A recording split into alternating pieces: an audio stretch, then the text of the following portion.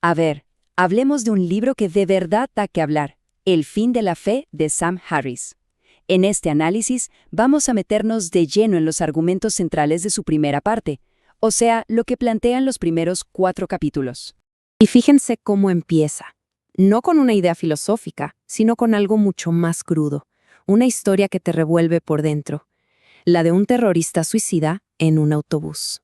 Con esa imagen tan fuerte en la cabeza, este va a ser nuestro recorrido. Vamos a ver cómo cada idea se conecta con la siguiente, cubriendo los puntos clave que el autor nos presenta. Bueno, empecemos por ahí, por esa escena del autobús. Porque el libro no arranca con un debate teórico, para nada.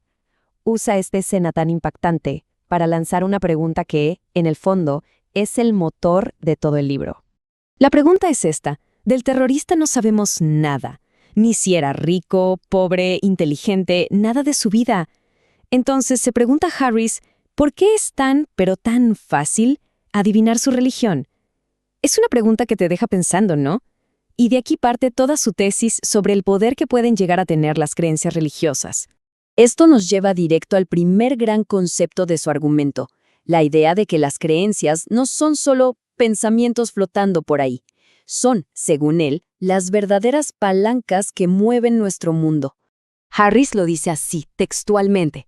Una creencia es una palanca que, una vez accionada, mueve casi todo lo que conforma la vida de una persona. O sea, para él, nuestras creencias definen cómo vemos el mundo, cómo nos comportamos e incluso nuestras reacciones emocionales hacia los demás. Para que esta idea quede súper clara, el libro nos propone un ejercicio. A ver, imaginemos por un momento que nos convencemos de verdad de cualquiera de estas 3 cosas. ¿Cómo cambiaría nuestra vida al instante? Piénsenlo, son solo palabras, pero en el momento en que uno se las cree, ¡boom!, lo cambian absolutamente todo. Y aquí es donde el autor traza una línea muy importante. Una cosa es la creencia en general y otra muy distinta es esa categoría específica que él llama fe religiosa. Y aquí está el punto clave. ¿Cómo define Harris la fe? Para él, es el acto de creer en cosas que son súper importantes, pero basándose en evidencia que es insuficiente. Es una forma de pensar que, según su argumento, se da de frente contra la razón. Y este choque se ve clarísimo aquí. Por un lado, la fe, que es creer sin evidencia, y por otro, la razón, que la exige. La fe tiene afirmaciones que no se pueden reconciliar entre sí, mientras que la razón está dispuesta a cambiar si aparece nueva evidencia. Para el autor, esto crea un conflicto que no tiene solución, porque los sistemas basados en la fe, por su naturaleza, dividen, ya que sus verdades no son negociables ni se basan en pruebas que todos podamos compartir y evaluar. Ahora vamos a uno de los puntos más polémicos y, la verdad, inesperados del libro: la crítica que hace Harris a los creyentes que se consideran a sí mismos moderados. Y la pregunta que lanza es fuerte. ¿Son los religiosos moderados parte del problema? Esto de entrada choca con lo que uno suele pensar sobre el papel que juega la moderación en este debate. El argumento de Harris se basa en varias ideas. Dice que la moderación crea una especie de tabú que impide criticar cualquier fe, que le da legitimidad a la idea de creer sin pruebas, que para él es el núcleo del problema.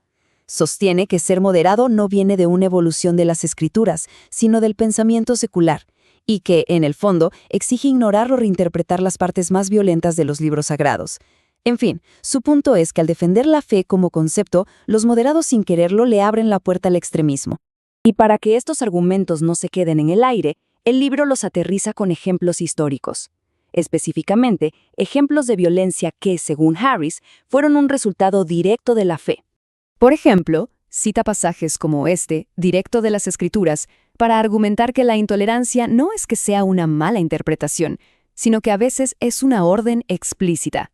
El punto crucial aquí es su argumento de que atrocidades como la Inquisición son una consecuencia lógica cuando la fe se pone por encima de la razón y la compasión humana. Es un ejemplo de cómo creencias sinceras pueden llevar a una crueldad sistemática.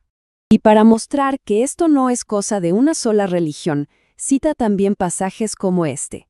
Lo que busca es subrayar que esta idea de dividir el mundo entre creyentes y no creyentes aparece en distintas tradiciones religiosas. Bueno, llegamos a la parte final. Vamos a ver cómo todo esto que hemos visto desemboca en la gran advertencia que hace Harris para nuestra época, para el mundo de hoy. Y la advertencia central es esta: nuestra supervivencia como especie está en riesgo por una combinación explosiva, dogmas de la Edad de Hierro con armas del siglo XXI. La idea es que, aunque las religiones siempre han generado conflictos, el poder destructivo que tenemos ahora hace que la certeza de la fe sea un peligro existencial para todos. La conclusión de Harris es así de directa y cruda. Palabras como Dios y Alá deben seguir el camino de Apolo y Baal o acabarán con nuestro mundo.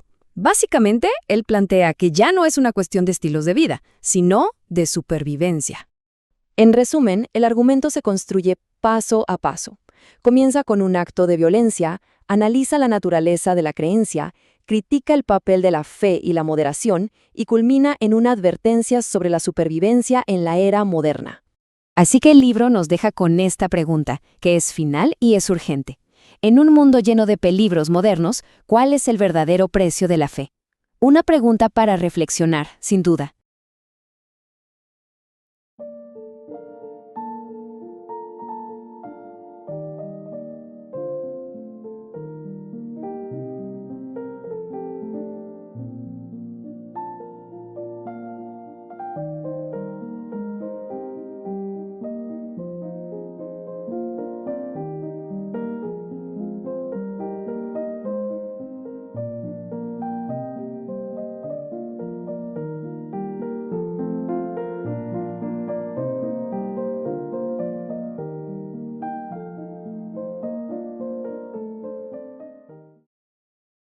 Bueno, arranquemos con este análisis de la segunda mitad de El fin de la fe de Sam Harris. El libro nos lanza una pregunta que, la verdad, te deja pensando. ¿Y si la fe no es esa fuente de consuelo que siempre imaginamos? ¿Y si en realidad es uno de los mayores peligros para nuestra supervivencia?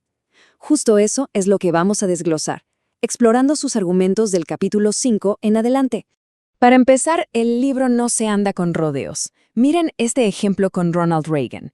La idea es que la fe no es algo que se queda en casa o en la iglesia. No. Según el texto, influye, y mucho, en decisiones de seguridad nacional al nivel más alto que se puedan imaginar. Este es, digamos, el caso de estudio con el que Harris abre el debate. Ok, entramos en la primera sección, fe al oeste del Edén. Y aquí el argumento central es que esta influencia no es para nada inofensiva. De hecho, el libro sostiene que, sobre todo en Estados Unidos, el dogma religioso se ha metido en la política de maneras que son, según la perspectiva del autor, bastante peligrosas para una sociedad como la nuestra. Y bueno, para que no quede en el aire, el libro da ejemplos muy concretos.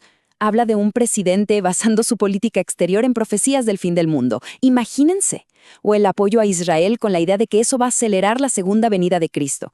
¿O qué tal esto? Un general de altísimo rango encargado de buscar a Osama Bin Laden diciendo que el verdadero enemigo es un tipo llamado Satanás. Para el autor, esto no son solo curiosidades, son parte de un patrón que él considera alarmante, donde creencias que no se pueden probar terminan de alguna manera dictando decisiones políticas y militares que nos afectan a todos. Entonces, la conclusión de esta primera parte es clara, ¿no? Para el autor, esta mezcla de poder supermoderno con creencias superantiguas es una bomba de tiempo para la estabilidad mundial. Y una vez que el libro nos presenta este problemón, bueno, pasa a proponer una solución bastante radical. Y aquí es donde la cosa se pone interesante. Si la moral que viene de la fe es el problema, ¿qué ponemos en su lugar? El libro propone algo que suena a ciencia ficción, pero no lo es. Una ciencia del bien y del mal. Básicamente, lo que se plantea es un giro de 180 grados. Por un lado, tenemos la ética de siempre, la basada en la fe, que sale de textos antiguos y castiga pecados que a veces ni siquiera tienen víctimas. Y por otro lado, la propuesta del libro, una ética basada en la razón, que sale del estudio del bienestar. O sea, el objetivo ya no es seguir reglas divinas, sino reducir el sufrimiento real aquí y ahora. Un sistema que, en teoría, podría cambiar y mejorar con nueva evidencia, a diferencia del dogma. Uf, esta frase es potente. La certeza es asesina. Lo que el autor quiere decir es que la fe, por su propia naturaleza, exige que estemos 100% seguros de algo. Y esa certeza absoluta, según él, es el camino directo a la intolerancia.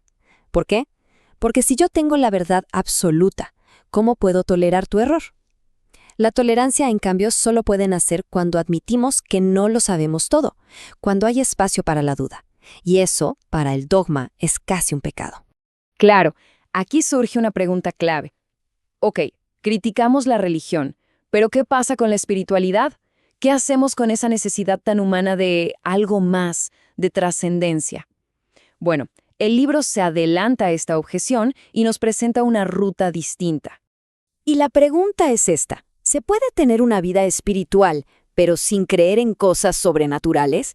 El gran desafío que plantea el libro es separar estos dos conceptos que casi siempre vemos pegados, la experiencia espiritual por un lado y el dogma religioso por otro. La tesis es que sí, que se puede tener una sin la otra. ¿Y entonces dónde encontramos esa espiritualidad? Pues adentro, en nuestra propia conciencia. El libro la define como el simple hecho de que tenemos una vida interior, una experiencia subjetiva del mundo. Ese es el laboratorio. Ahí es donde ocurre todo. Y lo increíble es que, según el texto, podemos explorar ese espacio de forma racional, sin necesidad de recurrir a la fe. Entonces, el libro nos da como una especie de mapa. Unos pasos a seguir. Primero, aceptar que todos tenemos esas necesidades profundas. Amor, compasión, sentirnos asombrados. Segundo, darnos cuenta de que todas esas son experiencias, son estados de nuestra conciencia. Tercero, y aquí está la clave, entender que podemos cultivar esos estados con herramientas racionales, como la meditación o la simple reflexión. Y el paso final es la conclusión lógica. Todo esto es posible sin tener que creer en las historias, a veces un poco improbables, de las religiones antiguas. Es como hackear nuestra propia espiritualidad. Bien, ya vimos cómo el libro desmonta el rol de la fe, cómo propone alternativas para la ética, para la espiritualidad, y ahora llegamos al gran final. El texto cierra con una visión, una que es bastante audaz. ¿Cómo se vería un futuro sin fe? Y la propuesta es profundamente humanista. La idea es dejar de mirar hacia el cielo buscando ángeles o guías sobrenaturales. En vez de eso, invocar a los ángeles que ya tenemos dentro, nuestra capacidad de razonar, de ser honestos y de amar. Es un llamado a confiar en nosotros mismos, en lo mejor de nuestra naturaleza. Así que la clásica batalla del bien contra el mal se replantea por completo. Ya no es afuera, es adentro. Los ángeles a cultivar son la razón, la honestidad, el amor. Los demonios a vencer son la ignorancia, el odio, la avaricia. Y aquí viene lo polémico, la fe. Sí, el libro la pone en la lista de los demonios, con el argumento de que es creer sin pruebas, y por lo tanto, una forma de ignorancia. Y el cierre del libro es una advertencia muy seria. La idea es que ya no estamos en la Edad Media. Hoy, con armas de destrucción masiva por todos lados, el hecho de que estemos divididos por mitos que compiten entre sí ya no es un debate de café. Se convierte, según el autor, en un peligro real para la supervivencia de todos. Y con esa pregunta, una pregunta que la verdad te deja helado, termina el fin de la fe. Nos deja pensando, ¿y si esas tradiciones, esas creencias que nos han acompañado por miles de años, se han convertido ahora en el mayor obstáculo para nuestro futuro? Es una idea fuerte para cerrar, sin duda.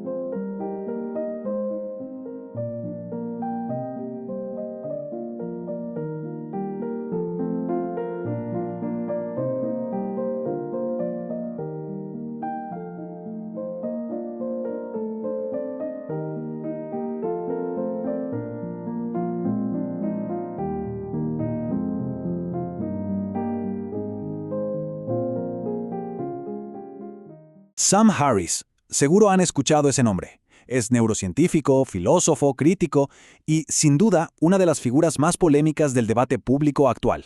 Así que, en este análisis, vamos a tratar de entender quién es realmente y, sobre todo, por qué sus ideas provocan reacciones pero tan fuertes. A ver, esta frase. Conciencia no dual sin las patrañas. Es buenísima. Viene de una reseña sobre su aplicación de meditación y, la verdad, creo que resume a la perfección la paradoja que es Sam Harris. O sea, esta idea de buscar lo espiritual, pero desde una perspectiva súper racional. Bueno, para poder entender sus ideas, primero tenemos que ver de dónde viene, ¿no? ¿Cuáles son sus credenciales y de dónde saca esa autoridad intelectual? Y ojo, porque su formación es una mezcla bien interesante. Por un lado, tiene una licenciatura en filosofía de Stanford, pero después se fue a UCLA y sacó un doctorado en neurociencia, o sea, combina las humanidades con la ciencia dura. Y todo esto lo ha llevado a ser autor de 5 bestsellers del New York Times, a tener su famosísimo podcast Making Sense y hasta a crear su propia app de meditación Waking Up. Responsabilidad. Y ahora bien, toda esta base científica fue la que lo lanzó a la fama mundial. Pero curiosamente, no tanto como neurocientífico, sino como uno de los críticos más feroces de la religión. Todo empieza, o al menos se dispara, en 2001. Los ataques del 11 de septiembre lo marcaron tanto que lo impulsaron a escribir su primer libro. Para 2004 publica El fin de la fe, que fue un exitazo, ganó un premio PEN y estuvo 33 semanas en la lista de bestsellers del New York Times. Y ya para 2007 se consolida como uno de los 4 jinetes del nuevo ateísmo, junto a figurones como Richard Dawkins, Christopher Hitchens y Daniel Dennett. Fue sin duda un momento que puso la crítica a la religión en el centro del debate. Pero aquí es donde la historia se pone más compleja, porque vamos a ver una faceta de Harris que, a primera vista, parece contradecir por completo su identidad de ateo. Y esto nos lleva a la pregunta del millón, la que deja a mucha gente pensando: ¿cómo es que un ateo tan famoso, un crítico tan duro de la fe, lleva más de 30 años estudiando meditación? Y no con cualquiera, sino con maestros de tradiciones budistas e hindúes. Pues la respuesta, según él, está en que busca llenar lo que llama el gran vacío del secularismo. ¿Qué quiere decir con esto? Básicamente, que separa la experiencia espiritual del dogma religioso. Él cree que se puedan alcanzar estados de conciencia muy profundos, muy significativos, a través de una especie de ciencia contemplativa, sin tener que creer en ninguna doctrina, o, como ya vimos que dijo un crítico, sin patrañas. Y su meta final con esto es algo que se conoce como conciencia no dual. Es esta sensación de que la barrera entre el yo y el resto del mundo como que se disuelve. Suena complicado, ¿verdad? Bueno, en su app, Waking Up, lo desglosa en una práctica muy concreta y secular. Primero, observar la respiración, las sensaciones, los pensamientos que van y vienen. Luego, darte cuenta de esa parte de tu mente que está observando todo como si fuera una sensación más. Y finalmente, empezar a sentir una conciencia más grande, más profunda, que es consciente de todo, incluso de la mente que observa. Todos son solo apariencias en la conciencia. Ok, pero este afán por desmenuzar ideas, ya sean espirituales o políticas, inevitablemente lo ha puesto en el centro de debates públicos, y debates muy acalorados. Y aquí tenemos solo un par de ejemplos de sus controversias más sonadas. Por un lado, su debate con Maajid Nawaz sobre si el Islam puede o no reformarse. Por otro, la discusión sobre temas tan tabú como la raza y la ciencia con gente como Charles Murray y Ezra Klein. Lo que queda claro es que a Harris no le tiembla la mano para meterse en terrenos, digamos, intelectualmente muy peligrosos. Y que nadie piense que estas son discusiones tranquilas de café. Para nada. Son intercambios súper intensos, a menudo muy tensos. ¿Quién no recuerda su enfrentamiento con el actor Ben Affleck? Y siempre pasa lo mismo. Sus críticos lo acusan de fanatismo, mientras que sus defensores dicen que todo es un pánico moral. Son debates que tocan las fibras más sensibles de la sociedad. Entonces, llegamos al punto clave. ¿Cómo le damos sentido a todo esto? ¿Cómo atamos los cabos de una figura pública con facetas tan distintas y a veces tan contradictorias?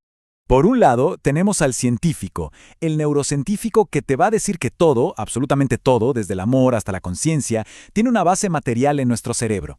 Luego, está el crítico, el intelectual público que usa esa misma base científica para irse de frente contra las ideas que él considera peligrosas.